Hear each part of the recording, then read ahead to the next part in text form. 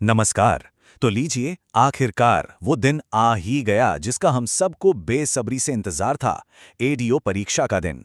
मुझे पता है कि सबने बहुत मेहनत की है और अब वक्त है उस मेहनत को सफल बनाने का। अब बिल्कुल आखिरी समय है अपनी तैयारी को अंतिम रूप देने का। तो यहाँ हम परीक्षा से जुड़ी हर छोटी बड़ी जानकारी पर फटाफट एक नजर डालेंगे, ताकि एग्जाम के दिन किसी के मन में कोई सवाल ना रहे। तो चलिए, बिना किसी घबराहट के हम सब मिलकर एक क्विक रिवीजन करते हैं, ताकि सभी जरूरी बातें हमारे दिमाग में अच्छी तरह बैठ जाएं। तैयार हैं?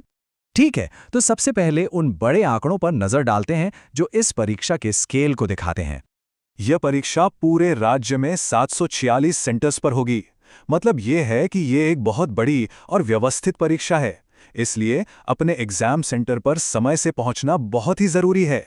इस परीक्षा में 3.5 लाख उम्मीदवार शामिल हो रहे हैं। देखिए, इस बड़ी संख्या से घबराने की बिल्कुल जरूरत नहीं है, बल्कि ये सोचना चाहिए कि इतने सारे लोगों के बीच अपनी जगह बनाने का मौका मिल रहा है। इन तारीखों को तो कैलेंडर में मार्क कर ही लिया होगा, 14 अप्रैल से 21 अप्रैल तक। इन दिनों के लिए अपनी स्ट्रैटेजी बिल्कुल पक्की कर लीजिए और आखिरी समय के लिए कुछ भी मत छोड़िए। चलिए, अब सबसे जरूरी बात करते हैं, परीक्षा का फॉर्मेट कैसा होगा।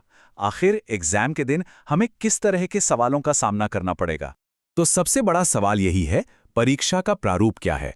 आइए इसे आसान भाषा में समझते हैं। ये बात गांठ बांध लीजिए, सिलेक्शन सिर्फ और सिर्फ लिखित परीक्षा के आधार पर होगा।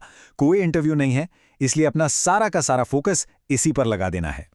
परीक्षा में कुल 300 प्रश्न होंगे और हर प्रश्न के लिए 1 अंक मिलेगा। सीधा सा हिसाब है। हर सवाल पर ध्यान देना होगा और समय का सही इस्तेमाल करना होगा।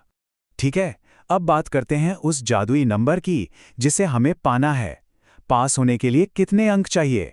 अपना लक्ष्य तय करने का समय आ गया है।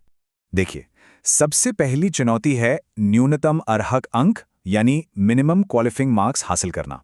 ये वो पहली सीढ़ी है जिसे पार किए बिना आगे नहीं बढ़ सकते। इस स्लाइड पर खास तौर पर ध्यान दीजिए।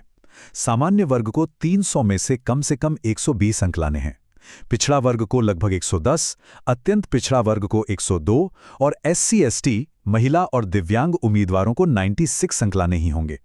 याद रखिए, ये तो मिनिमम है। अपना लक्ष्य हमेशा इससे ऊपर का ही रखना है। तो ये सारी मेहनत किस लिए है?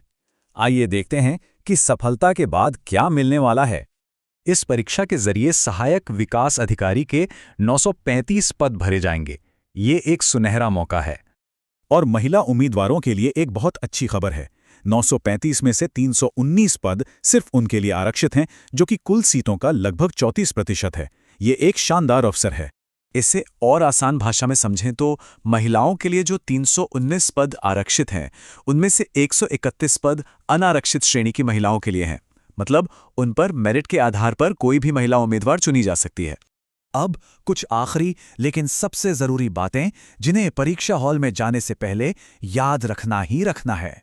तो एक बार फिर से याद दिला दूं, कोई इंटरव्यू नहीं है। आपकी कलम ही आपकी ताकत है।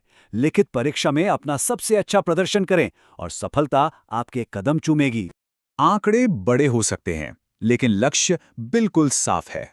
अब सवाल यह है कि क्या इस चुनौती के लिए तैयारी पक्की है? मुझे यकीन है कि है। आप सभी को परीक्षा के लिए बहुत बहुत शुभकामनाएं।